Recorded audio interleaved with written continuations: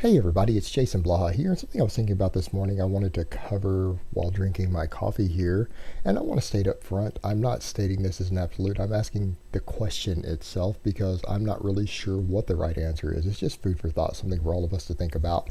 Because I am a believer in freedom. I'm actually more of a libertarian conservative, so I actually don't believe in major restrictions on people's choices and things. I believe in legalization of drugs, even as long as they come with the proper warning and people are educated to the risks of what can go wrong with them or the side effects and problems. I don't have a problem with even most drugs being legalized. So I'm not about restricting people's choices. What I'm about is people promoting things as healthy or beneficial or selling services without warning people of the risk and the very serious consequences and risk and destructive nature of what they do. And when it comes to a lot of these guys, whether they're on YouTube or the guys who coach, and that's something that came up, people were mentioning, oh, I'm talking about Alberto Nunez. I'm like, well, Alberto's had at least one client that I've heard of who had to go on TRT after his services. He promotes a level of leanness that will be absolutely destructive to anyone's body who does it and their hormone panel. And a lot of these guys do this. They come in, these prep coaches and these YouTubers and bodybuilders and fitness models, and they promote a level of leanness that is absolutely destructive, and they don't warn you of the consequences. I only see a handful of the guys out there actually warning people. Eric Helms produced data. His research showed horrific effects of getting too lean.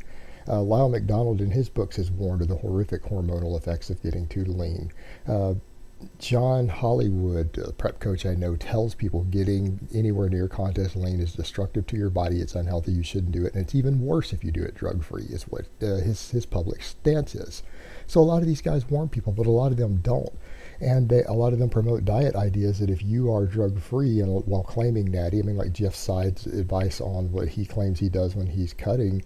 95% of men, if they followed his contest prep diet, wouldn't be able to get an erection. The hormone levels would crash.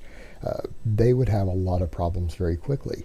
So the question that needs to be asked is, should these guys suffer legal consequences or civil court consequences for promoting absolutely destructive behavior without warning of the risks and side effects? Because honestly, a lot of us who talk about things like anabolics, we take a neutral stance on them. But we at least warn people of, if you're going to go do these things, you should be prepared to be on for life. If you run anabolics, the biggest risk is going to be that you're going to need to be on testosterone the rest of your life. Just accept that by default the first time you start pinning. That is a very real risk, and you should just accept that as what you're probably going to have to do, and that way you won't be surprised by it. Well, the same should be said of people who are dieting down this lean and getting this ripped. Is the same type of warning needs to be given, that you're going to crash your hormones and there can be permanent hormonal damage. At the very least, it's going to be a few months, but it could be permanent. And so I oftentimes wonder if the guys who are promoting this should be sued for it, if they should get criminal penalties for what they are doing to people without warning them of the consequences, because the consequences are very, very real. And in my other videos, a lot of my subscribers, if you go through and read the comments, have said they've suffered these exact effects. It's actually true, and they would never do it again. So I'm just kind of asking the question, just putting the thought out there for people to think about. I'm not giving a definitive answer.